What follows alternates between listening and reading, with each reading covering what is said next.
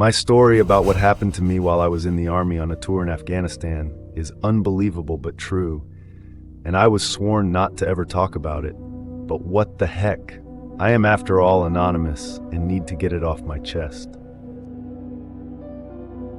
I never planned on joining the army.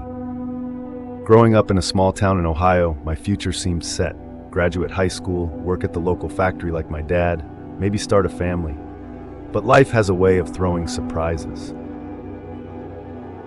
It was in my senior year when the recession hit. The factory shut down, and suddenly half the town was out of work, including my parents. College was out of the question now, and job prospects were slim. That's when I saw the Army recruitment poster at the post office that said, "Be all you can be." Within a month after graduation, I was on a bus to boot camp. I was nervous and excited. The future looked brighter. The Army offered stability, a paycheck, and a chance to see the world beyond my little corner of the Midwest. I threw myself into the training, surprising myself with how well I adapted to military life. After about 12 months, I was deployed to Afghanistan. Nothing could have prepared me for the harsh reality of life in a combat zone on the other side of the world. The rugged terrain, the constant threat of IEDs and ambushes, and the weight of knowing each day could be my last, all took its toll on me. And sometimes I just wished I could go home to my friends and family. Our platoon was tasked with securing a remote mountain pass near the Pakistani border. Intelligence suggested Taliban fighters were using the route to smuggle weapons and supplies. So there we were, 30 men stationed at the ass end of nowhere, in freezing and hot temperatures, trying to hold a piece of rock and snow that seemed to actively want us dead.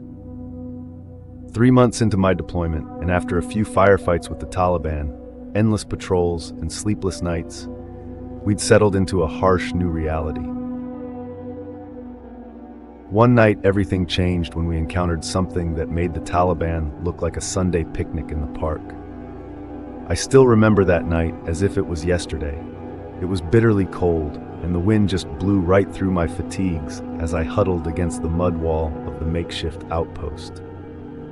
The rest of the platoon was scattered around the small compound, some trying to catch a few hours of sleep, others taking their turn, keeping watch over the desolate mountain pass below and around the camp.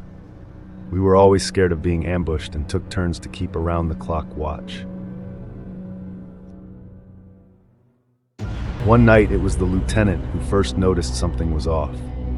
He'd been scanning the mountains around where we were stationed with his night vision scope when he suddenly went rigid.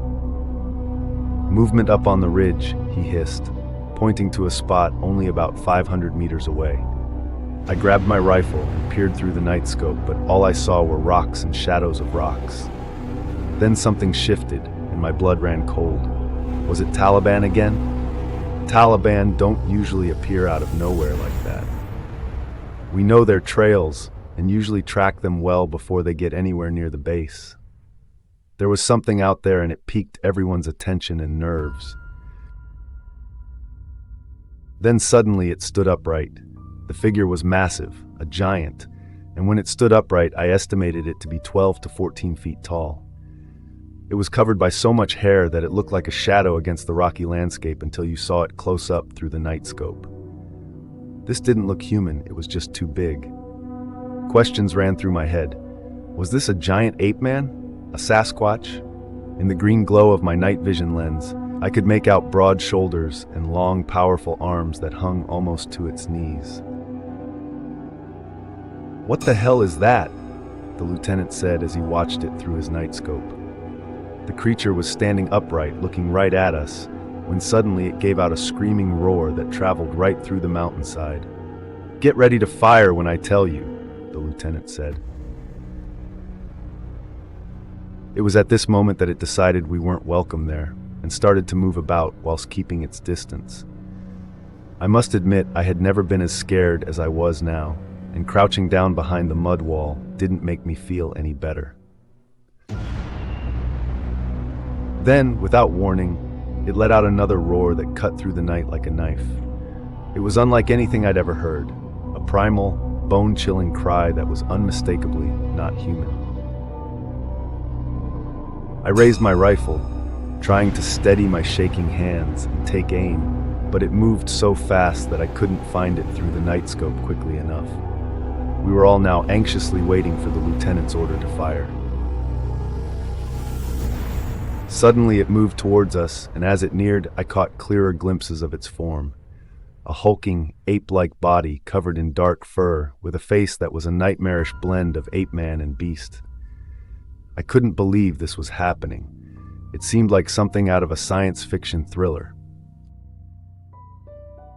The next few minutes became chaos. In the darkness of night, and to our surprise, the giant began hurling big rocks at us, and with considerable accuracy. I saw boulders the size of a basketball coming towards us. Then one soldier was hit on the side of the head and knocked unconscious by a flying rock.